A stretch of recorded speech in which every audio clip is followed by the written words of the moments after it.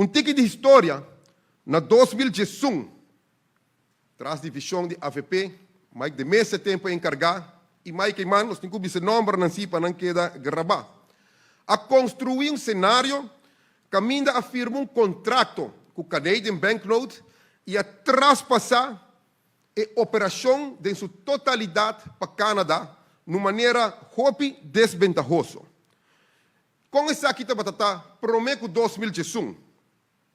Desde 1999, Fundação Loto para Deporte, se não está corda, está vende loteria, arriba papel, bandi caminda, na cara com papel, bota escrever o número, pero 1999 a ser contrato com a companhia canadense, passina por digitalizar isso aqui numa forma de inovação.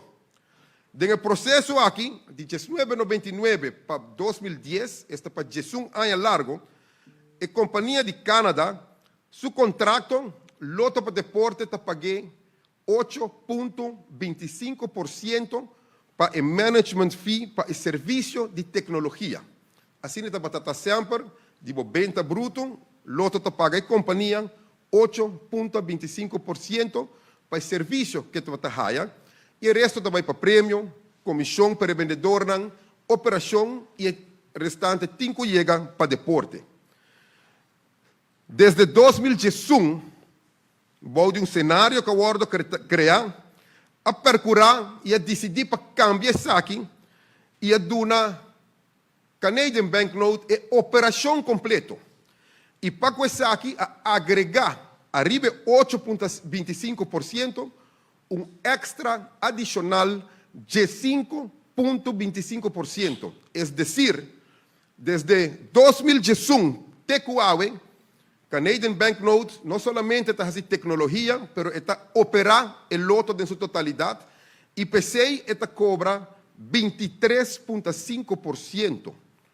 Que está roupa placa dessa aqui, para operating expense e não também recovery charge também. O que isso aqui significa?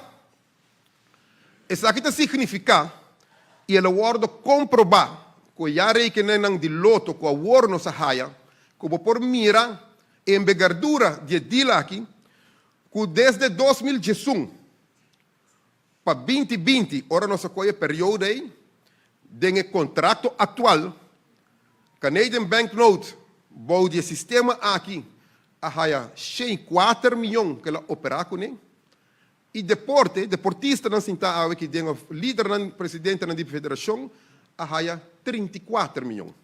Então, o balance desse aqui, nós também está inapropriado, ou não é correto.